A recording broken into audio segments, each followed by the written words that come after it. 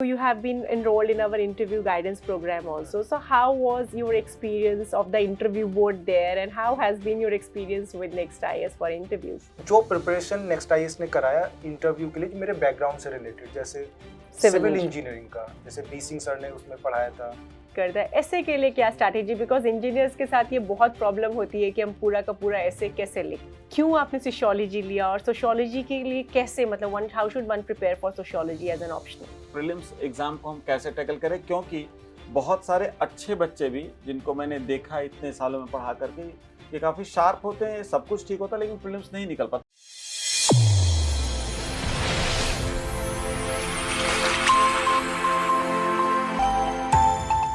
Good evening, everyone. Today we have Mr. Yaksh Chaudhary with us, who has secured All India Rank 6 in this year's civil service examination. And congratulations, Yaksh. Thank you.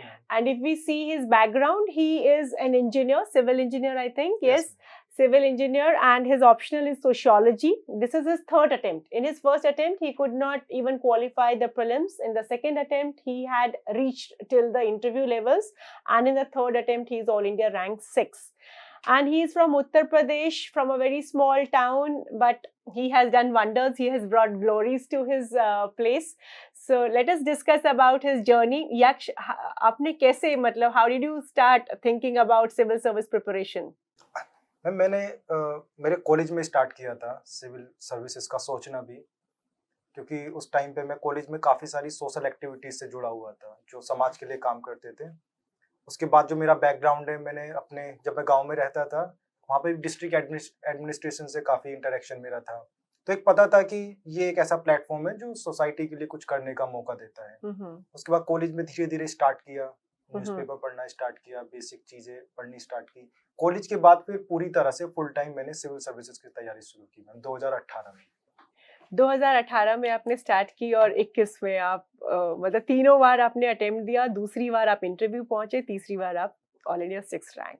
तो इस पूरी journey ने आपको क्या सिखाया? Because इस exam के साथ बहुत सारे मिथ्स एसोसिएटेड हैं कि this exam is only for the people who are toppers और the people who have very good command over English, है ना, बहुत सारे मिथ्स हैं। या इसके लिए बहुत पढ़ना पड़ता है, इस एग्जाम के लिए आपको 20 घंटे 18 घंटे। तो आपने इस पूरी जर्नी में क्या, मतलब what are the things that you have learned from this journey? Ma'am जैसा आपने बोला ना, मिथ्स तो बहुत सारे हैं कि हमको 14 घंटे पढ़ना पड़ता है, 16 घंटे पढ़ना पड़ता है हमको, बट ये सब मिथ्स जो है मुझे लगता है मिथ ही है, इसमें ज़्यादा कोई सच्चाई नहीं है। ज़्यादा 8-9 घंटे पढ़ के भी आराम से एग्जाम निकाला जा सकता है। और जैसे आपने बोला ना क्या सीखा एग्जाम से, तो मुझे लगता है कि जितना आज तक मेरा 26 साल एज है, जितना मैं सीखा हूँ वो मोस्टली चीजें मैं अपनी यूपीएससी की तैयारी में सीखा हूँ कि कंसिस्टेंट कैसे रहना है, फेलियर्स को कैसे कोप अप करना है। इससे पहले तो कभी शायद इतना बड़ा फेलियर नहीं मिला जब प्रीलिम्स में फेल हुए, इंटरव्यू में फेल हुए। ये पहले बड़े फेलियर्स थे, फेलियर्स को कोप अप कैसे करना है, उसके बाद गिर के दोबारा से उठ के फिर से कैसे तैयार करना है। और सबसे बड़ा तो ये था मैम कि जब कॉन्फिडेंस डाउन हो जाता है तब भी कैसे पढ़ना है। जब पढ़ने का मन नहीं करता था, लगता था जो सेल्फ डाउट होता था कि यार शायद हम निकाल पाएंगे कि नहीं निकाल पाएंगे, उस सेल्फ डाउट के चलते भी अपनी कंसिस्टेंसी बनानी पड़ती थी, कुछ घंटे पढ़ना पड़ता था। मुझे लगता है ये सब चीजें जो सीखे हैं, और अल्टीमेटली तो मैं समझता हूँ कि अब मैं एक अवेयर सिटीजन हूँ। सिविल सर्विसेज क्लियर होता कि नहीं होता वो अलग बात है, बट इतना सब कुछ पढ़े हैं जो सिविल सर्विसेज की तैयारी में, हिस्ट्री पढ़े, ज्योग्राफी पढ़े, इकोनॉमी पढ़े, पॉलिटी, गवर्नेंस, सब कुछ पढ़ लिया है। सब पता है देश कैसे काम करता है, सोसाइटी कैसे काम करती है, तो अब एक अवेयर सिटीजन है। एकेडमिकली ज्यादा हमने बहुत कुछ सीखा है मैम। खैर ये तो इस पूरे प्रोसेस के लिए कहा भी जाता है, it's a very beautiful journey, it teaches you a lot जो कहीं और आपको नहीं मिलेगा। और इस पूरी प्रिपरेशन में दिस इज जिसको कहते हैं लाइफ स्किल प्रोसेस। आपको कैसे पेशेंट रहना है, आपको कैसे मोटिवेटेड रहना है, जो लाइफ स्किल्स हम इधर उधर सीखते हैं वो पूरा ये जर्नी आपको सिखा देता है। सो यश, आपका ऑप्शनल सोशियोलॉजी है ना, और आप हैं सिविल इंजीनियर। सो क्यों आपने सोशियोलॉजी लिया, और सोशियोलॉजी के लिए कैसे, मतलब how should one prepare for sociology as an optional? Ma'am जैसे पहला क्वेश्चन आपने पूछा कि कैसे चूज किया, पहली चीज तो ये थी मैम कि जो हमारे इलेक्टिव्स होते थे कॉलेज में, वहाँ पे मैंने sociology elective, consumer behaviour, public economics, तो ह्यूमैनिटीज के काफी सब्जेक्ट पढ़े। उससे पहले शायद इतने इंटरेस्ट के साथ स्कूल लेवल पे नहीं पढ़े थे।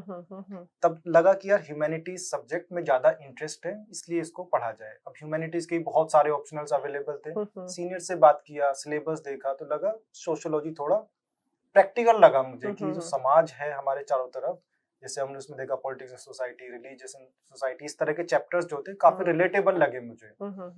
दूसरा ये कि सिलेबस थोड़ा शॉर्ट था। सीनियर से जब मैंने पूछा तो उन्होंने बताया कि तो सिलेबस छोटा है, मार्क्स ठीक ठाक आते हैं, कम तैयारी करने पे भी, मतलब सिलेबस छोटा है तो तैयारी जल्दी हो जाती है।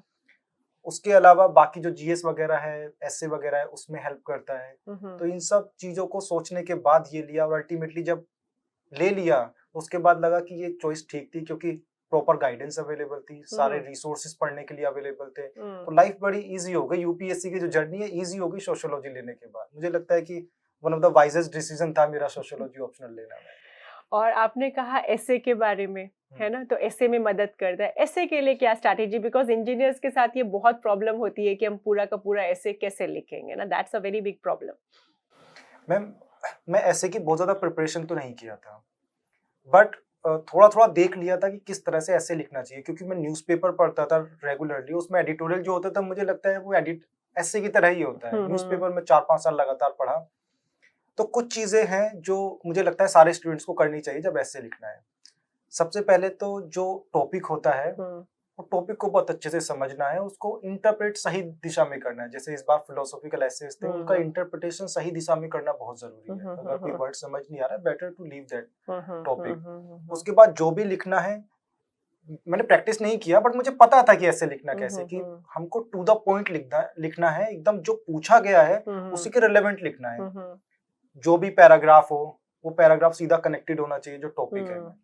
जो जैसे लास्ट ईयर मुझे याद है हिडन पैट्रियार्की के ऊपर क्वेश्चन आया था, जब भी मैं पैराग्राफ लिखता था तो उसको दिखा देता था कि ये पैट्रियार्की है बट ये हिडन पैट्रियार्की, इनविजिबल है। अगर विजिबल भी है तब भी बोल दो कि इनविजिबल है। तो बार बार जो चीज टॉपिक में पूछी गई उसको बार बार रीअसर्ट करना, उसको एग्जामिनर को ये लगे कि रेलेवेंट लिख रहा है बार बार। उसके बाद जो कॉमन चीजें होती हैं, जैसे पैराग्राफ्स को लिंक करना है, अलग अलग डायमेंशन डालनी है, जैसे पॉलिटिकल, सोसाइटल डायमेंशन डाल के एक एवरेज सा ऐसे लिख के, मुझे लगता है लास्ट ईयर मेरा 133 था, इस बार 130 है, तो मुझे लगता है कि ठीक ठाक मेरा मार्क्स आया है जितना मैंने प्रिपरेशन किया। आपने ऐसे लिखे हैं, एक लिखा आपने बोला नेक्स्ट आईएएस में, एक लिखा आपने इस अटेम्प्ट में एक ऐसे में लिखा था नेक्स्ट आईएएस का। अच्छा, और आपने हमारे यहाँ interview, you have been enrolled in our interview guidance programme also, so how was your experience of the interview board there and how has been your experience with Next IAS for interviews? Ma'am जो preparation Next IAS ने कराया interview के लिए, मेरे background से related, जैसे civil engineering का, जैसे बी सिंह सर ने उसमें पढ़ाया था, ट्रांसपोर्टेशन वगैरह भी उसमें पढ़ाया गया था, तो वो बहुत ज्यादा हेल्पफुल था। मुझे नहीं लगता कोई और इस तरह से तैयार कराता इंटरव्यू के लिए, वो बहुत ज्यादा हेल्पफुल था। उसके बाद स्टेट्स का तैयार कराया, जैसे आपका भी नॉर्थ ईस्ट आपने कवर कराया था मुझे याद है, तो वो सब ने बहुत ज्यादा हेल्प किया है। उसके बाद मॉक इंटरव्यू दिया, वो तो अल्टीमेटली हेल्प करता ही है। तो इंटरव्यू गाइडेंस प्रोग्राम बहुत ज्यादा हेल्पफुल था, स्पेशली जो मेरा बैकग्राउंड है उसको कवर करने के लिए। यस, हमारा ये बहुत ही यूनिक यूएसपी है कि मतलब it's like engineering background, engineering तो हम भूल जाते हैं सिविल सर्विस की प्रिपरेशन में, सो हम आपको याद दिला देते क्रक्स में कि क्या है। सर आप सबसे पहले यक्ष कांग्रेचुलेशंस, थैंक यू सर। ठीक है, इतनी अच्छी रैंक सिक्योर की है, और मुझे इस बात से बहुत खुशी हुई कि मतलब तुम्हारा जब मुझे बैकग्राउंड पता चला कि मतलब इतने स्मॉल टाउन अमरोहा से बिलोंग करते हैं और एकदम नॉर्मल, तो आई थिंक कि जो लोग भी ये वीडियो देखेंगे उनके लिए बहुत बड़े सोर्स ऑफ इंस्पिरेशन होंगे, क्योंकि जर्नी काफ़ी स्मॉल टाउन से शुरू हुई। तो मैं एक बार फिर से जानना चाहूँगा, अगर इस पूरे मतलब जर्नी में या कभी भी कोई ऐसा पर्टिकुलर मोमेंट है जो तुम्हारे दिमाग में अटक गया हो या बैठ गया होगा कि नहीं यही करना है, ऐसा कुछ इंसिडेंट हुआ या तुम्हारे ख्याल में हमेशा से ये चीज बनी रही कि नहीं हमें ये चीज करनी है? सर ऐसा स्पेसिफिक इंसिडेंट तो मुझे याद नहीं, पर जब मैंने सोचा तैयारी करने का, जब मैं कॉलेज में था सर, जैसे मैं एक यूथ एम्पावरमेंट क्लब का मैं सेक्रेटरी था कॉलेज में, तो हमने बहुत सारे प्रोग्राम्स चलाए थे वहाँ पे क्लब के अंदर। जैसे कि हम बच्चों से जो उनके अनयूज्ड क्लॉथ्स होते थे, जो उनके काम के नहीं थे, आसपास के जो समाज था, जो जिन लोगों को जरूरत थी, नीडी पीपल को हम लोग डिस्ट्रीब्यूट करते थे। गार्बेज कलेक्शन ड्राइव्स हम चलाते थे, कैंपस के अंदर भी, बाहर कैंपस के बाहर भी। तो सोसाइटी से जो लिंक शुरू हुआ वो वहां से शुरू हुआ मेरा। अच्छा। उसके बाद में और भी बहुत सारे क्लब्स में पार्टिसिपेट मैंने किया। तो तब जो अंदर से फीलिंग आई कि यार ये काम अच्छा है, और अगर इस काम को करना है तो सिविल सर्विसेज से अच्छा क्या ही हो सकता है, इससे बड़ा प्लेटफॉर्म तो समाज के लिए करने का कुछ नहीं हो सकता। उसके बाद फिर न्यूज़पेपर पढ़ना शुरू किया। जब न्यूज़पेपर पढ़े तो और ज्यादा इंटरेस्ट आया। जब चीजों के बारे में पढ़ा, भाई देश कैसे काम करता है, हमारी इकोनॉमी कैसे काम करती है, इंटरनेशनल रिलेशंस कैसे काम करते हैं, तो और ज्यादा मजा आने लगा। तब तो लगा कि जो डिसीजन लिया एकदम सही है भाई, ये करियर हमारे लिए सही है। तो इसका मतलब है कि आपको मतलब प्रोसेस भी काफी मतलब इंजॉयमेंट रहा, ऐसा नहीं कि मतलब आपने इसको बर्डन के रूप में लिया तैयारी के प्रोसेस को? सर मुझे तो बहुत ज्यादा मजा आया पूरी प्रिपरेशन में। जब नई नई चीजें पढ़े तो बहुत ज्यादा इंटरेस्ट आया। जैसे हिस्ट्री भी पढ़े तो इतना इंटरेस्टिंग लगता था, स्पेशली इकोनॉमी, इंटरनेशनल रिलेशंस। जब नई नई चीजें पता चलती थी, पहले तो हम इतने अवेयर नहीं थे जब कॉलेज में भी थे, पॉलिटी कैसे काम करती है हमको ये भी नहीं पता था, प्रेसिडेंट का इलेक्शन कैसे होता है। पर जब पढ़े इन सब चीजों के बारे में, एकदम ऐसा लगा कि यार कितनी अमेजिंग चीजें हैं, हम तो बहुत सारी चीजें छूट रही थी हमारी जिंदगी से। अच्छा, दूसरा क्वेश्चन ये पूछ लूंगा कि जैसे of late I have realised कि preliminary exam is becoming a bit dicey, ठीक है? तो मतलब ऐसा कुछ संदेश देना चाहें आपकी प्रीलिम्स एग्जाम को हम कैसे टैकल करें, क्योंकि बहुत सारे अच्छे बच्चे भी जिनको मैंने देखा इतने सालों में पढ़ा करके, ये काफी शार्प होते हैं, सब कुछ ठीक होता है, लेकिन प्रीलिम्स नहीं निकल पाता, और आपका भी अनफॉर्चुनेटली पहली बार में नहीं हुआ। तो क्या ऐसी कुछ पर्टिकुलर चीज है जिससे हमको ध्यान रखना चाहिए, एस्पिरेंट्स को ध्यान रखना चाहिए कि वो गलतियां ना करें या वैसे टैकल करें प्रीलिम एग्जाम को? सर जैसे आपने बताया डाइसी तो थोड़ा है, थोड़ा अनसर्टेन है, बट आजकल कट ऑफ भी काफी कम जा रही है। तो उतना जितना कट ऑफ जाती है उतने मार्क्स डुएबल हैं, उतने मार्क्स लाए जा सकते हैं अगर सही से पढ़ा जाए तो। जैसे अगर, खैर ये प्रीलिम्स के लिए नहीं है, तो सारी स्टेजेस के लिए है, कि अगर हम चीजों को समझें तो हमारी जो तीनों स्टेजेस है वो इजी हो जाती है। अंडरस्टैंडिंग और कंसेप्चुअल क्लैरिटी वो बहुत ज्यादा जरूरी है। प्रीलिम्स में भी आजकल सर आपने भी देखा ही होगा किस तरह के कंसेप्चुअल क्वेश्चंस आ रहे हैं, वो कंसेप्चुअल क्वेश्चंस बन जाएंगे। उसके अलावा जो मेरा पर्सनल एक्सपीरियंस है पिछले 2-3 प्रीलिम्स का, करंट अफेयर्स काफी रैंडम आने लगा है। जो स्टैंडर्ड सोर्सेस है हमारे करंट अफेयर्स के, वहां से क्वेश्चंस कम बन रहे हैं, अनसर्टेनिटी बहुत ज्यादा है। तो हमारा फोकस स्टैटिक पे ज्यादा रहना चाहिए, क्योंकि अगर स्टैटिक बढ़िया से करके जाएं तो 80, 90, 100 नंबर आ जाएंगे, मिनिमम एश्योर्ड तो रहेगा ही उतना। 10-20 नंबर करंट अफेयर से ले आए, न्यूज़पेपर पढ़ते हैं तो कॉमन चीजें जो चलती हैं, जैसे इस बार एनएफटी पे पूछा, वो सब हमको पता होता है, और थोड़ा सा प्रैक्टिस कर लें। क्योंकि मुझे आजकल ऐसा लगता है कि पेपर लेंथी सा होता जा रहा है, पता नहीं कैसे, वर्ड उतने ही हैं, क्वेश्चंस उतने ही हैं, पेपर लेंथी सा लगता है। ऑप्शंस बहुत देने लग गए हैं ना, किसी में 5 ऑप्शन है, 7 ऑप्शन मतलब कि एकदम डायरेक्ट नहीं आते, तो उसमें आदमी को अपने स्मृति पे, मतलब जो पढ़ा होता है पिछले सालों में, उनको मेमोरी बेस भी होते हैं ना, तो थोड़ा ध्यान लगाने में टाइम लग जाता है। मुझे याद है एक क्वेश्चन लास्ट टाइम मिताक्षर के ऊपर था, उसमें 2 या 3 स्टेटमेंट थे, उसको समझने में मुझे लगता है 2 मिनट लगेंगे क्वेश्चन को। इस बार ज्योग्राफी का शायद मुझे एनवायरनमेंट का कहीं का एक क्वेश्चन था जिसमें 7 पॉइंट थे, उसके बाद फिर वो कोड 1 एंड 2, 3। पहली बार मेरे लाइफ में, मतलब मैं इतने सालों से पढ़ रहा था कि 7 उन्होंने दे दिए थे इस बार के प्रीलिम्स। इवन आईआर में भी सर ऐसे बहुत इस बार क्वेश्चंस रहे हैं जिसमें ऑप्शंस इन्होंने लेंदी किए हैं। तो इसके लिए हमको प्रैक्टिस करना बहुत जरूरी है सर। जो जैसे प्रैक्टिस करें तो रीडिंग जो स्पीड है अपनी वो बढ़ जाएगी, कैसे पेपर अटेम्प्ट करना है, कितने, जैसे आजकल मुझे तो लगता है 2 या 3 राउंड करना भी शायद मुश्किल हो गया, इतना बड़ा पेपर आने लगा है, तो कितने राउंड्स में करना है वो सब प्रैक्टिस से आएगा सर। प्रैक्टिस करना बड़ा जरूरी है। और अच्छा, आखिरी सवाल है मेरा कि इस प्रिपरेशन के फेज में एक बार आपका प्रीलिम्स नहीं हुआ, दूसरी बार आपका इंटरव्यू में रह गया, थर्ड टाइम में यू गॉट 6 रैंक, ठीक है? तो इस ड्यूरेशन में अपना मोटिवेशन के लिए कुछ मतलब कैसे अपने मोटिवेशन को या अपने आप को मोटिवेटेड रख पाए? हाँ सर बिल्कुल, मुझे तो लगता है कि अगर किसी का फेल होता है प्रीलिम्स या मेंस या इंटरव्यू, तो हमको ये नहीं समझना चाहिए कि हम डिजर्विंग नहीं है, क्योंकि एग्जाम का नेचर ऐसा है, छोटी सी मिस्टेक भी प्रीलिम्स में एक सवाल आपको बाहर कर सकता है। तो अगर कुछ छोटी सी मिस्टेक की वजह से आपका सिलेक्शन नहीं होता है, उसका ये मतलब बिल्कुल नहीं है कि आप डिजर्विंग नहीं है।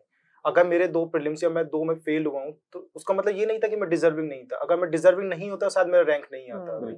तो ये बिल्कुल ना समझे कि डिजर्विंग नहीं है, क्योंकि अगर डिजर्विंग नहीं है समझते हैं या इंफीरियरिटी कॉम्प्लेक्स लेके आते हैं तो कॉन्फिडेंस नीचे चला जाता है, और कॉन्फिडेंस में बोलता हूँ सबसे बड़ी चीज है। दूसरा ये कि इंटरनल मोटिवेशन रखना सर बहुत ज्यादा जरूरी है। किस वजह से आपने प्रिपरेशन शुरू किया, आपका क्या मकसद था, उसको मेमोराइज करें। और जो तीसरी सबसे बड़ी चीज है, थोड़ा सा जब खुद सुनता हूँ मुझे भी थोड़ी हंसी आती है इस चीज को, आप थोड़ा सा बियर करें मेरे साथ। मेरे दोस्त लोग जैसे नहीं पढ़ते थे, मैं भी हाँ। कभी कभी नहीं पढ़ता था, उस टाइम पे ये सोचे कि अगर आपका सिलेक्शन नहीं होता है 4 अटेम्प्ट 5 अटेम्प्ट के बाद, आपका यूपीएससी जर्नी खत्म हो जाएगा, उस टाइम पे आप क्या सोच रहे होंगे? उस टाइम पे आपको कितना रिग्रेट होगा? अगर आपको तब रिग्रेट होगा तो अभी सोच के अभी थोड़ा पढ़ लें।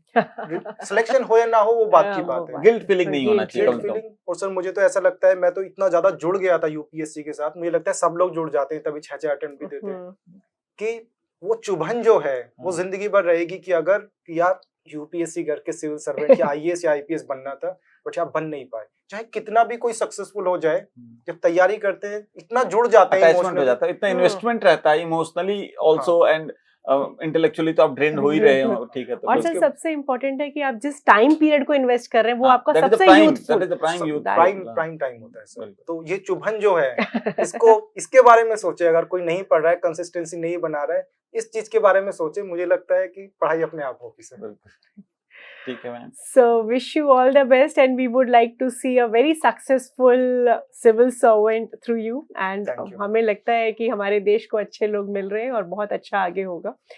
After getting into civil services, what are your dreams? Ma'am वैसे तो जो भी मुझे पोस्ट मिलेगा उसके हिसाब से तो मुझे काम करना ही है, जो भी मेरी रिस्पॉन्सिबिलिटीज होंगी उनका वहन तो करना ही है। उसके बाद कुछ चीजें हैं जो मेरे दिल के बहुत करीब है, जिन पे मैं काम करना चाहूंगा अगर मुझे मौका मिलता है तो। उसमें से 2 सबसे ज्यादा जरूरी जो मुझे लगता है, हेल्थ और एजुकेशन। अगर मुझे उन पे काम करने का मौका मिलता है तो वो मेरा प्राइम फोकस रहेगा। अब इसके अलावा तो जो भी आगे रिस्पॉन्सिबिलिटीज होंगी वो तो करना ही है। So wish you all the best for your future. Thank you ma'am, thank you very much. All the best. Thank you so much sir. God bless you. Thank you.